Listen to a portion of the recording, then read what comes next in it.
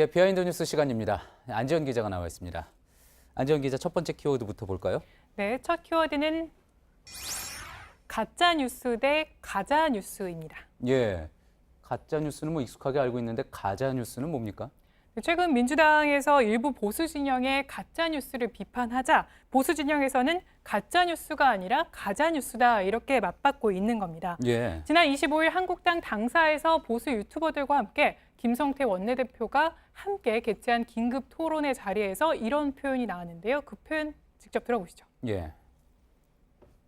가짜 뉴스라고 해갖고 요즘 계속 공격을 하고 있는데 저는 가짜 뉴스가 아니라 가짜 뉴스다. 우리는 열심히 가자. 예, 그러니까 가짜 뉴스 논란에도 불구하고 계속 이렇게 열심히 가겠다. 그래서 가짜 뉴스라는 거군요. 네, 맞습니다. 이날 한국당과 보수 유튜버들이 처음으로 합동 방송을 한 건데요. 그런데 이에 앞서 보수 성향의 유튜브 채널은 이미 많은 구독자를 갖고 있었습니다. 보시면 정규재 TV를 비롯해서 신의 한수 그리고 황장수의 뉴스 브리핑 등이 있었습니다. 예. 자, 그렇군요. 최근 이렇게 야권 보수 성향의 유튜브가 화제가 많이 되고 있습니다. 뭐 논란이 되기도 하고. 그렇다면 반대로 이제 여권 성향의 유튜브 채널도 있겠죠? 네, 그렇습니다. 최근에는 정봉주 전 의원이 나서서 유튜브 채널을 점령하겠다 이렇게 예고 방송을 하기도 했는데요. 이 영상도 잠시 보시죠. 예.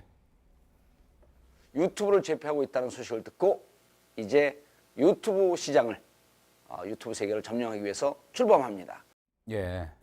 이 밖에도 유튜브를 활용하는 여러 채널이 있었습니다. 이 미디어 몽구를 비롯해서 팩트TV 그리고 뉴비씨 등이 있었고요. 이들이 사실상 장외에서 여야 투쟁을 벌이고 있는 구도였습니다. 예.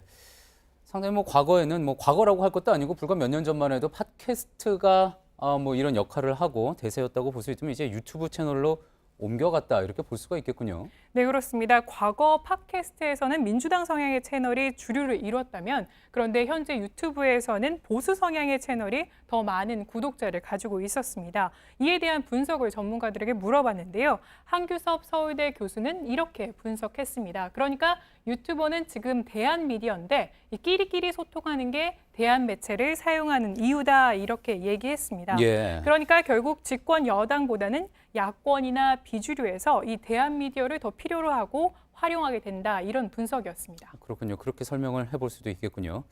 알겠습니다. 다음 키워드로 가볼까요? 네, 다음 키워드는 등산 빌런입니다. 예, 문재인 대통령 모습인데 빌런은 무슨 뜻입니까? 네, 빌런이 사전적으로는 악당이라는 뜻인데요. 예. 최근에는 무엇인가에 집착하는 특이한 괴짜라는 표현으로 쓰이는데 예. 이 등산 빌런은 결국에 등산을 좋아하는 문재인 대통령을 뜻하는 신조어였습니다. 예. 자, 앞서 리포트에서 소개한 내용인데 문재인 대통령과 청와대 출입기자단이 산행을 했던 거죠? 네, 맞습니다. 이렇게 출입기자단과 산행을 한 건 이번이 두 번째였는데요.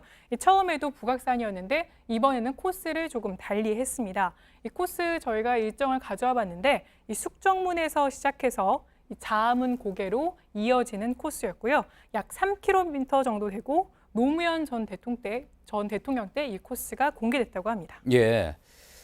저도 한양도성 4개 코스를 다 가봤는데 특히 저 백악 코스 저기가 이제 굉장히 일반인들한테는 좀 힘든 코스입니다. 그래서 같이 갔던 수행을 했던 사람들에게는 좀 버겁지 않았나 그런 생각도 드는데요.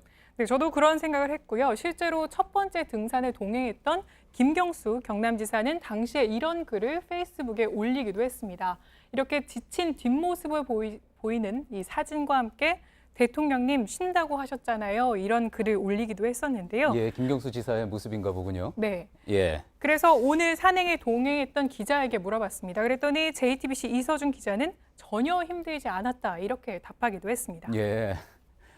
그랬군요. 제가 아는 이서준 기자로 미루어 짐작을 해봤을 때 상당히 힘들었을 것 같은데 아무래도 뭐 가다 쉬다를 반복했겠죠. 그랬기 때문에 아무래도 코스가 뭐 그렇게 어렵지는 않았을 것 같다는 생각도 듭니다. 네, 예정보다 이 코스가 조금 더 오래 걸렸다고 하는데요. 무엇보다 이 중간중간 만난 일반 시민 지지자들을 만나서 하나하나 기념사진을 찍어줬다고 합니다. 그때마다 대통령과 함께 쉬다 보니까 더욱 수월했던 것으로 보입니다. 예.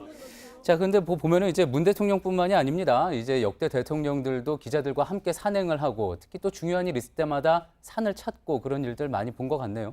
네, 모든 대통령이 그랬던 건 아닌데 가까이는 이명박 전 대통령이 출입 기자들과 산행을 한 바 있고요. 노무현 전 대통령도 이 북악산에 등산한 바 있습니다. 특히 노 전 대통령의 경우에는 등산하면서 이 다양한 이야기를 나누기도 했는데요. 특히 집권 3년 차를 맞아서 이 기자들이 이 심경에 대해서 묻자 노 전 대통령이 올해도 여전히 어렵고 힘들다 이렇게 자신의 심경을 밝히기도 했습니다. 예, 등산 좋아했던 역대 대통령으로 김영삼 전 대통령 또 빼놓을 수 없겠죠. 네, 맞습니다. 등산 정치의 원조격으로 불리기도 하는데요. 김 전 대통령을 중심으로 모였던 민주산악회는 그래서 한국 정치사를 통틀어 가장 영향력 있는 모임 이렇게 불리기도 합니다. 이 군사 정권의 탄압을 피해서 결국 산에서 모여서 민주화 운동을 이어가는 기능으로 등산을 활용했던 건데요. 이 등산이 일종의 정치 행위이자 소통 창구였던 셈입니다. 예, 잘 들었습니다. 비하인드 뉴스 안지현 기자였습니다.